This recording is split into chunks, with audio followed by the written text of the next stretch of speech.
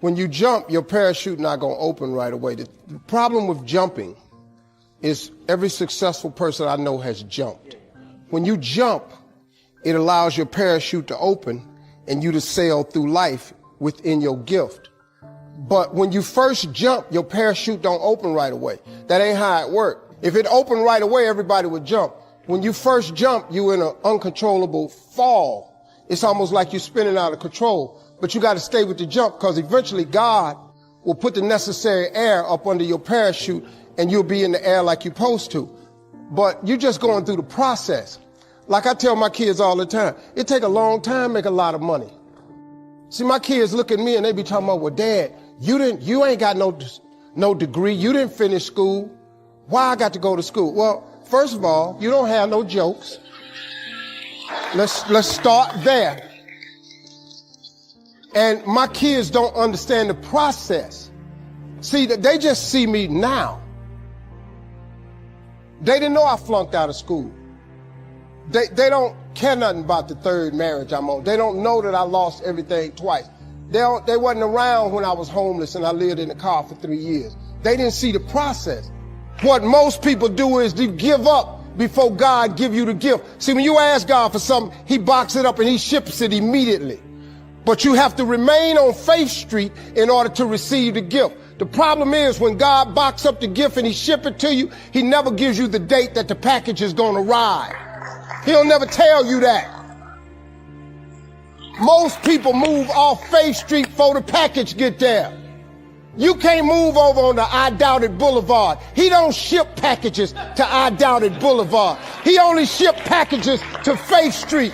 You can't get over there on I Don't See How Circle. He don't ship nothing to I Don't See How Circle. So when you move out of faith, the package got to go back to sender. That's what happens.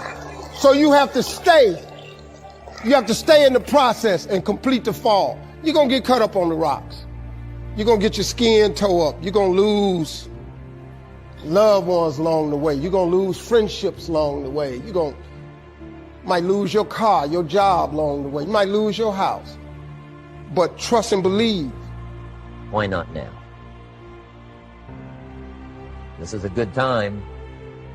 As the 20th century starts to wind down a few more years as we get ready for century 21, what a good time to set your goals, work on yourself, work on your skills. What a good time to get it together. What a good time to start this process. Personal development, growing, changing, developing, having a good plan for your money and for your life and for your future. Why not now? What's now? No opportunities wasted. Listen to me carefully, guys. Listen to me very carefully. You got to hear what I'm saying. This is important. There are 86,400 seconds in a day, and if you maximize each and every one of them, you will live like you want to live, you will have what you want to have, and you'll be what you want to be. You can have more than you've got because you can become more than you are. If you just remain how you are, you'll always have what you've got. But if you're willing to make changes, the next 5 years of your life can be totally different than the last 5. If you don't change, chances are excellent the next 5 will be like the last 5. For things to change, you've got to change. For things to get better, it's not what happens that determines your future. It's what you do about what happens. Direction determines destination. All you got to do is make a little change in direction to arrive at a brand new destination in 2 years, 3 years, 5 years. You either have to change your life. That is, you got to say, you know what, my body isn't there, I'm going to go work out. My relationship isn't there, I'm going to change it. You know, I'm not making what I got to make, I'm going to retool, I'm going to get a new skill, I'm going to go back to school, I'm going to start a business, I'm going to do something. You have to do something to change your life. Or, in order for you to be happy, if you can't change your life, you're going to have to change your blueprint. Usually in life, it requires a little bit of each. Does that make sense? And if you change your life and change your blueprint, you can have an extraordinary life. Because all of us are going to have times in our life when what we want or think life should be like isn't going to match how life really is. Those moments, if we blame, our life goes into pain. If we change, we can change our life and match our blueprint. The fact that you're not happy has nothing to do with what you have or don't have. The fact that you're not happy is that your life doesn't match the way you think it should be. You have some idea of how you think it should be. Listen to me. There are those of you, or what you're doing is that there are 10 opportunities in a day and you're taking advantage of 7 of them and you think you're doing something. Yep, you got to hear me. You got to hear me. You only have 24 hours in a day, and you've heard me say this time and time again. The way you spend your 24 hours, it determines how you live. If you want the future to change for you, you've got to change. If you don't change, the next 6 years of your life is going to be just like the last 6. You'll still be behind on your bills. You'll still be behind on your promises. No opportunity wasted. Again, no opportunity wasted. If one of us can do it, hey, we all can do it. And now here's my last question. Why not now?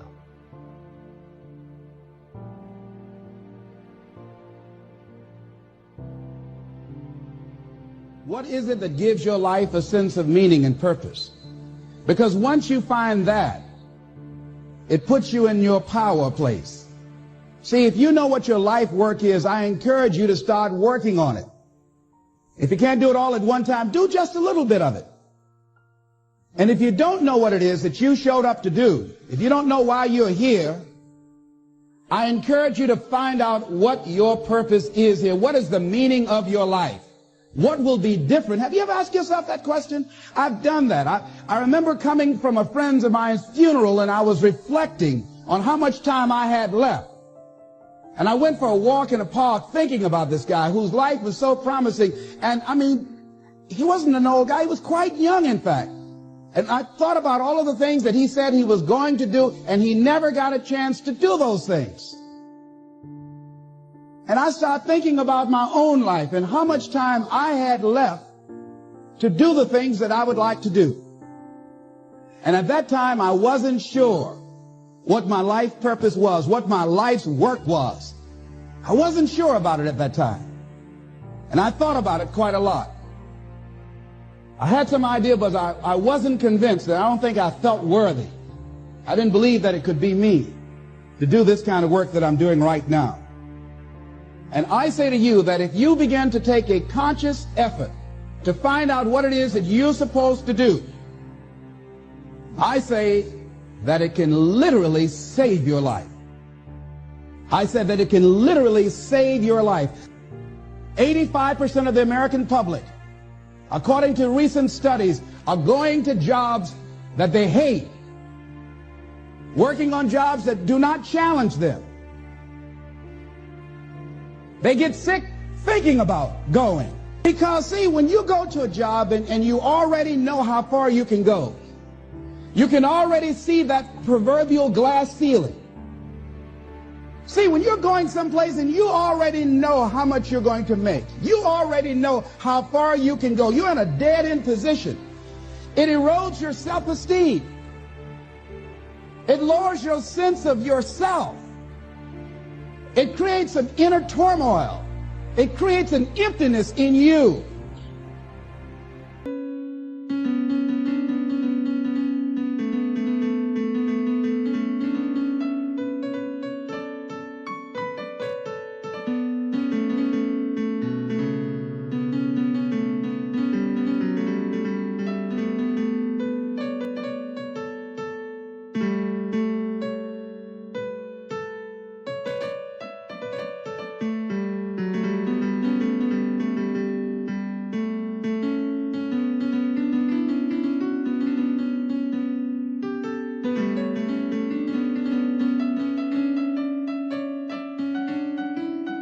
So I say that your life is worth finding what it is that you're supposed to do.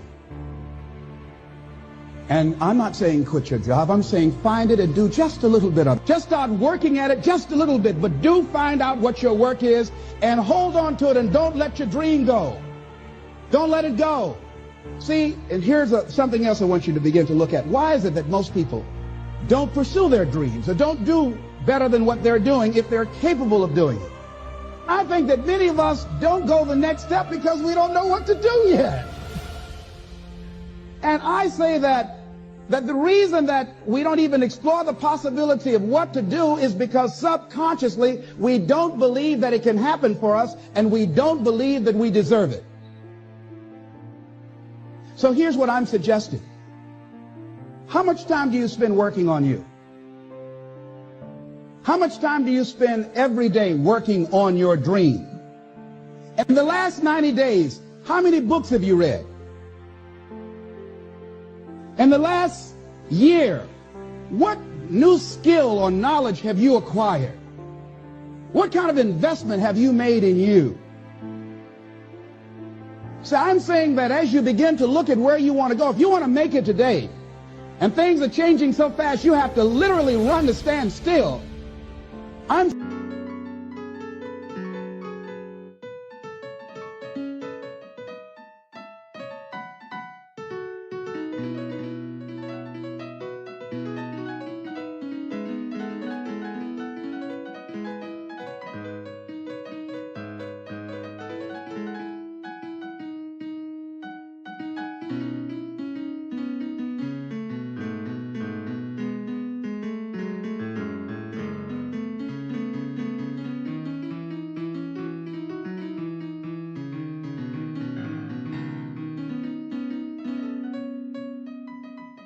saying that you've got to make some conscious effort to begin to work to develop you.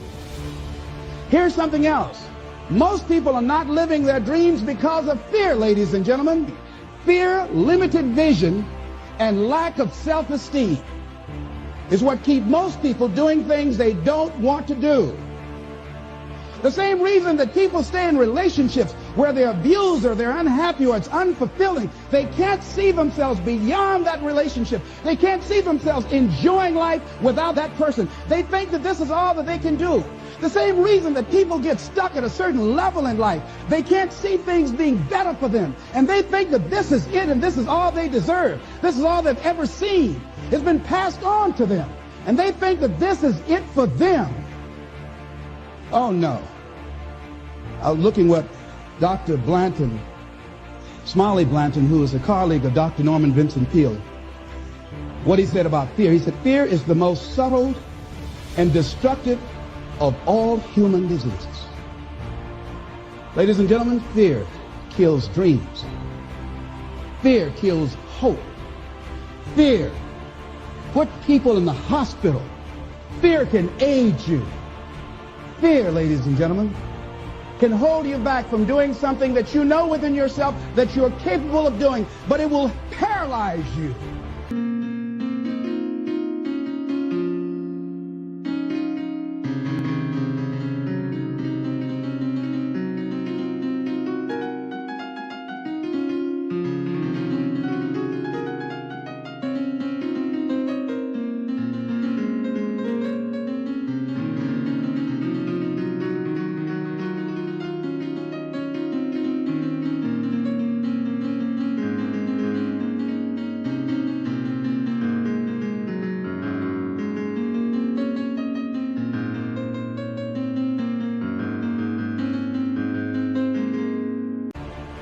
And it seemed like you're in a hypnotic spell. And I ask you a question, what is the benefit? What's the benefit of allowing fear to hold you back? What's the benefit of giving up on yourself, of not stepping out on life and taking life on? What is the benefit for you? What's the plus in that? It's one of the things I had to ask myself. So I didn't want to make any mistakes. I wanted everybody to like me. I wanted to be perfect the first time I did something. It's not going to happen. You're going to make some mistakes. You're going to hurt some folks' feelings. You're going to create some enemies whenever you decide that you want to begin to take life on. You've got to ask yourself, how long am I going to allow this to hold me back? I like what Zig Ziglar says. He said, fear is false evidence appearing real. That is an illusion that we create in our mind. It is a state of mind that can be changed. So let's look at how we can begin to take some steps to restructure that fear, to begin to expand our visions of ourselves, to begin to increase our self-esteem. Webster said that self-esteem means confidence and satisfaction in oneself. Look at your life right now. Whatever you've done up to this point in time, your life is working. Whatever you have produced, it came out of you as a result of the kind of person.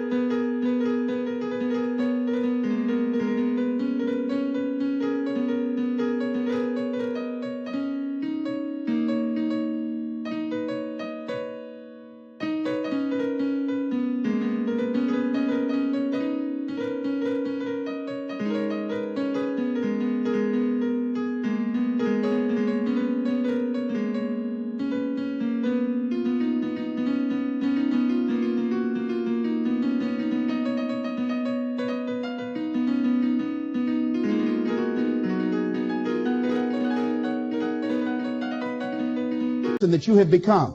It's a result of your choices. It's a result of your consciousness. Now you have to ask yourself, are you satisfied with what you have produced?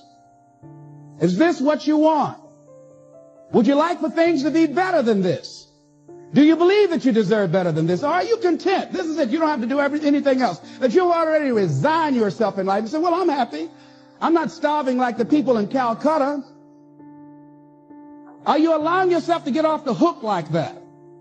Or do you believe somewhere in the back of your mind or in your heart that there's some other great work for you to do? There's something else that life has for you. And that's why you're here. How do we handle this fear factor? How do we increase our self-esteem? You have to begin to fortify yourself. How do we do that? I believe that you have to begin to consciously monitor your inner conversation and start talking to yourself. Start building yourself up. Sometimes the only good things you will hear about you are the things that you say to you. So I'm saying learn to be your own booster. Start building yourself up. Start encouraging yourself.